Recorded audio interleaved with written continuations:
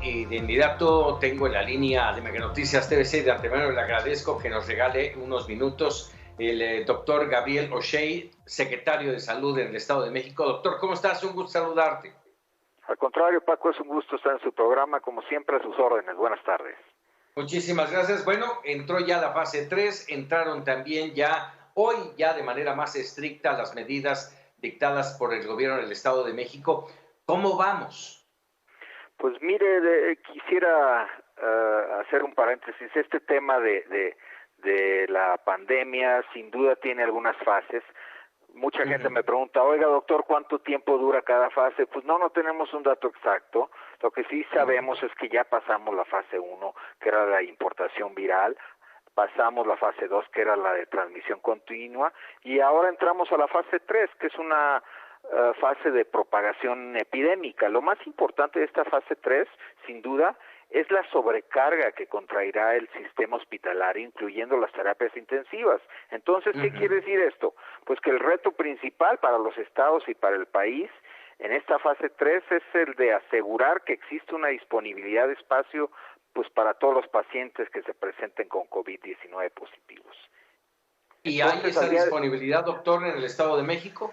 Pues según los escenarios que hicimos y abonando a que la gente sí nos hace caso y se va a quedar en su casa, yo le puedo decir que sí.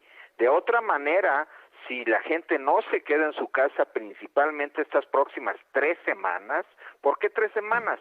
Porque a partir de la semana del 10 de mayo, 9 de mayo, irá incrementándose con miles de casos y esperamos el pico máximo en la semana del 29 de mayo.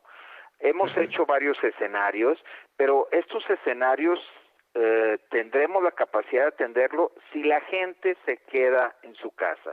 De otra manera, será de verdad una tragedia y no se podrá hacer frente a esta epidemia si la gente no entiende que lo más importante, nosotros nos hemos preparado estos 2 meses. Le debo decir, tenemos más de 8,000 camas de hospitalización, 390 camas de terapia intensiva, más de 1,250 ventiladores, médicos y enfermeras, pero bueno, esto no será suficiente si la gente no entiende que la parte más importante es que se queden en su casa. El día de hoy tenemos, por ejemplo, en el Estado de México 1,157 casos positivos, de estos, pues 82 defunciones que lamentamos muchísimo. Y hoy, al día de hoy, tenemos 293 casos hospitalizados y 32 intubados. De estos intubados, le debo decir que lamentablemente un gran porcentaje, si no el 70 más o menos por ciento de estos intubados fallecen. Entonces, de ahí la importancia de hacer conciencia y comprometernos con nosotros, con nuestros familiares y vecinos, quedándonos en casa. ¿Con cuántos hospitales cuenta el Estado de México? Y específicamente, doctor, ¿cuántos son hospitales que ahorita se les llama hospitales COVID?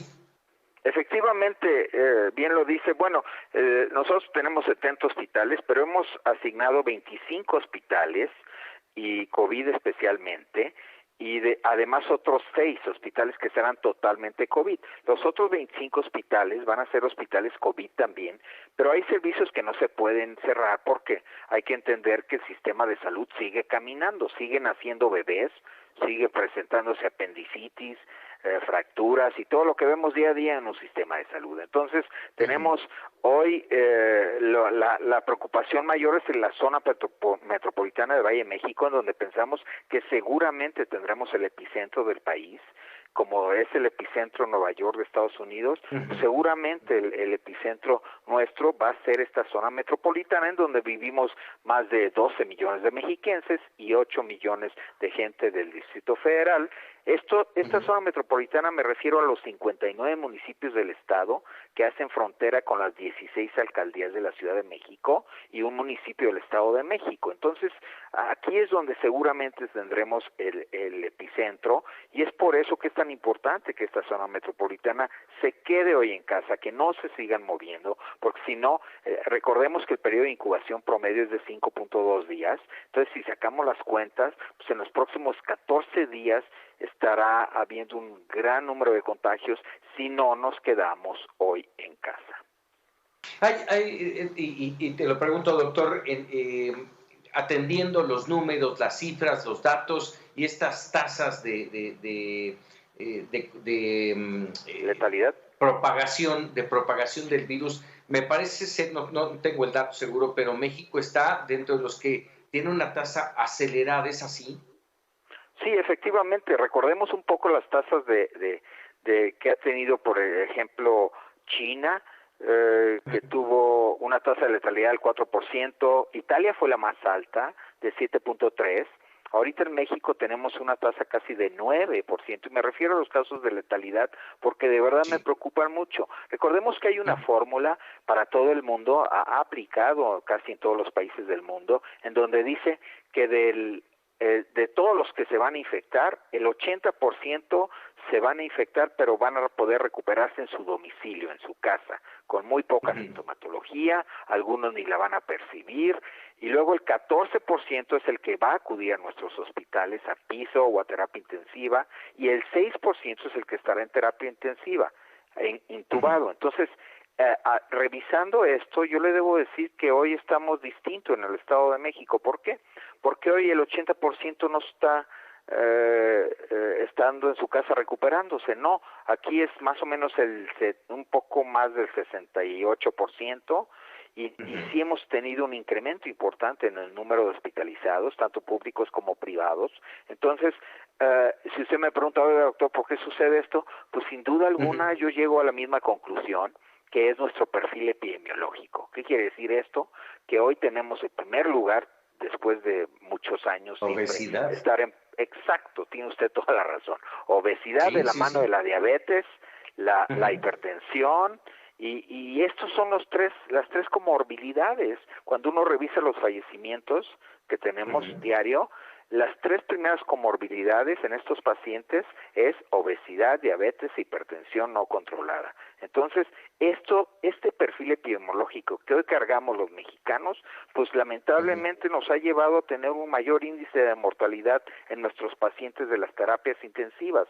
Ayer lo señalaba el subsecretario López-Gatell, que de cada 10 pacientes con insuficiencia respiratoria seria intubados, fallecen 8, cuando a nivel mundial el dato es que fallecen 6, y esto es debido, pues, a la comorbilidad a la cual me referí. Y este perfil, no pareciera, y lo voy a decir así, doctor, pareciera que no lo queremos cambiar, porque llevamos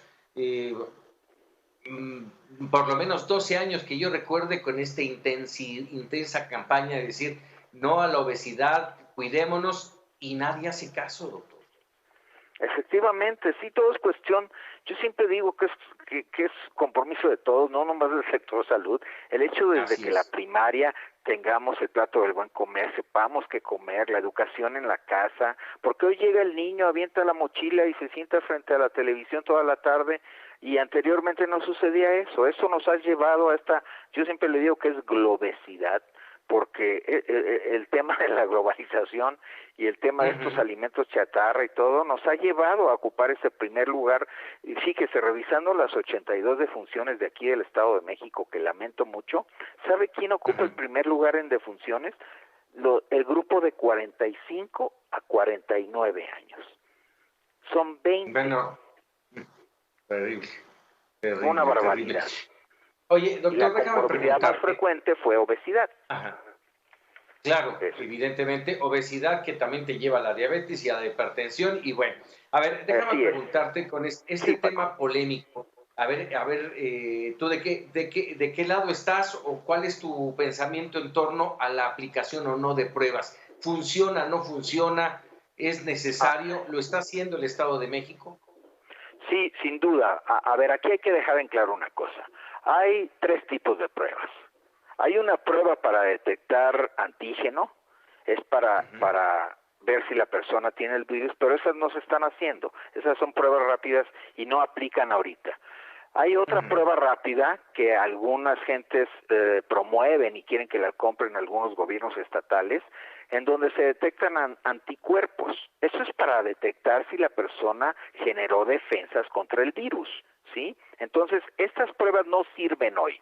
Esas pruebas servirán el año que entra para decir, a ver, yo, Paco, quiero saber cuántos de mi colonia se infectaron. o tuvieron contacto con el virus. Es para hacer un cálculo, para normar algunas políticas públicas, para sacar algunos protocolos de investigación. Entonces, en este momento las únicas pruebas que sirven y que son las válidas son las de PCR, que son muy exactas, que toman, digo exactas me refiero que va a la exactitud del 80 hasta el 92%, son las más exactas que hay hoy, son las que tomas con un hisopo y tomas fragmentos del RNA del virus, los amplificas y te dice si el paciente es positivo o negativo.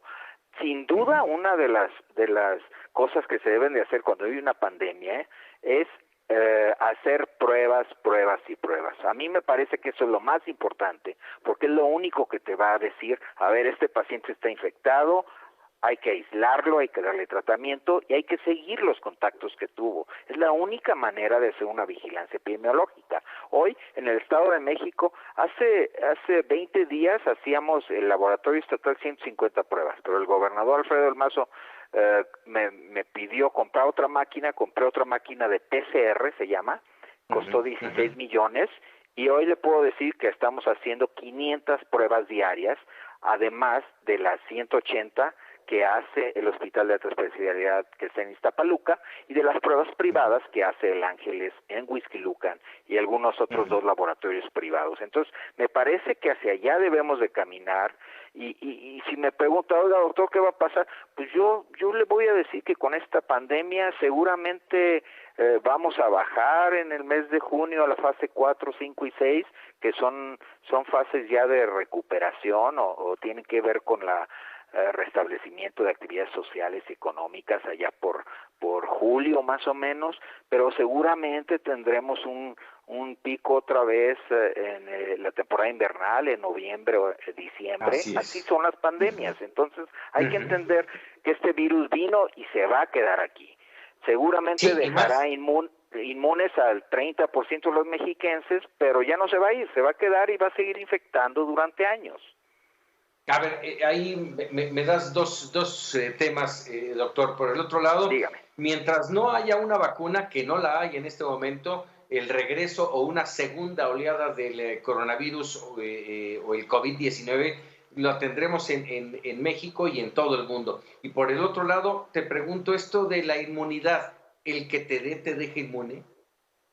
Sí, el tema es este. El tema es de que efectivamente va a haber otra oleada, seguramente la habrá. Los reportes que hay de las pandemias pasadas, porque no sabemos mucho de este virus, sabemos mucho de otros, pero este es un virus nuevo, que lo tenemos desde diciembre y hay un 30% todavía de cosas que desconocemos de él. Lo que sí sabemos es que es un virus 7 veces más letal que el H1N1, es un virus agresivo, es un virus con un alto porcentaje de contagiosidad, se pasa muy fácilmente, es un virus grueso, pesado, lleno de lípidos y de grasa.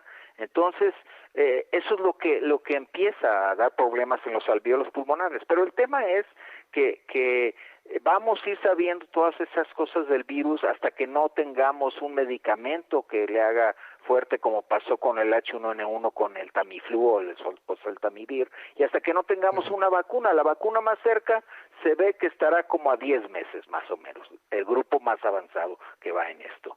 Pero sí, efectivamente lo tendremos seguramente aquí toda la vida y se va a empezar a formar parte de los 13 virus que tenemos en cada temporada invernal. Este va a ser el número 14 y lo tendremos en cada temporada invernal infectando y pues matando gente, porque así es el comportamiento del virus. Qué terrible panorama. Doctor Gabriel O'Shea, te agradezco enorme esta charla con Mega Noticias TVC. Al contrario, Paco, ha sido un placer y quiero aprovechar a su público y solamente pedirles que por favor se queden en su casa. Eso es lo que les toca hacer. Eso es lo que nos toca hacer, así es. Doctor, te agradezco mucho, muy buenas tardes. Es el doctor Gabriel O'Shea, secretario de Salud en el Estado de México.